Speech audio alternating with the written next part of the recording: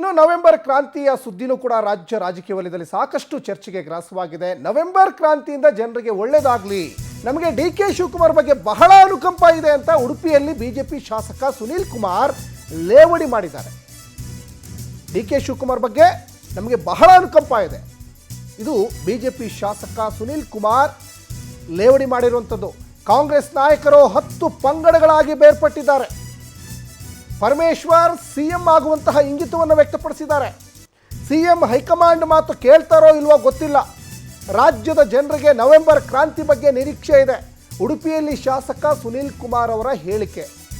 ಸರ್ಕಾರ ರಚನೆ ಆದಲ್ಲಿಂದನೂ ಕೂಡ ಬಿಜೆಪಿ ಲೀಡರ್ಗಳು ಬಾಂಬ್ ಸಿಡಿಸ್ತಾನೇ ಬರ್ತಾ ಇದ್ರು. ಆರ್ ಅಶೋಕ್ ಹೇಳ್ತಾ ಇದ್ರು, ಸಿ.ಟಿ. ರವಿ ಹೇಳ್ತಾ ಇದ್ರು, ನಮ್ಮ ಜೊತೆ 70 ಜನ ಸಂಪರ್ಕದಲ್ಲಿದ್ದಾರೆ, ನವೆಂಬರ್ಗೆ ಸರ್ಕಾರ ಬಿದ್ದು ಹೋಗುತ್ತೆ ಅಂತ ಹೇಳ್ತಾ ಇದ್ರು, ಆಮೇಲೆ ಸಿಎಂ ಬದಲಾವಣೆ ಆಗ್ತಾರೆ ಅಂತ ಹೇಳ್ತಾ ಇದ್ರು.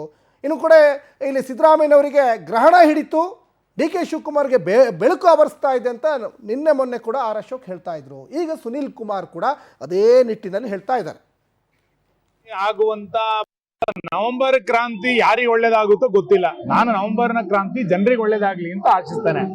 ಮತ್ತು ಅವರ ಒಳಗೆ 10 ಪಂಗಡಗಳಾಗಿ ಇವತ್ತು ಕಾಂಗ್ರೆಸ್ ಹೊಡೆದೋಗಿದೆ. ಇವತ್ತು ಪರಮೇಶ್ವರ್ ಅವರು ನಾನು ಮುಖ್ಯಮಂತ್ರಿ ಆಗಬೇಕು ಅಂತ ಆಸೆಯನ್ನು ಇಟ್ಕೊಂಡಿದ್ದೀನಿ ಅಂತೇಳಿ ಅವರು ಕೂಡ ಹೇಳಿದ್ದಾರೆ. ಹಾಗಾಗಿ ಸಿದ್ದರಾಮಯ್ಯ ಅಧಿಕಾರವನ್ನು ಬಿಡ್ತಾರೋ, ಹೈಕಮಾಂಡಿನ ಮಾತಿಗೆ ಅವರು ತಿರಸ್ಕಾರ ಮಾಡ್ತಾರೋ ಗೊತ್ತಿಲ್ಲ.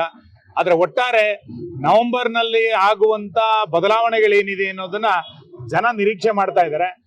ಡಿ.ಕೆ. ಶಿವಕುಮಾರ್ ಅವರ ಬಗ್ಗೆ ನನಗೆ ಅನುಕಂಪ ಬರ್ಲಿಕ್ಕೆ ಪ್ರಾರಂಭ ಆಗಿದೆ. ಅದ ನವೆಂಬರ್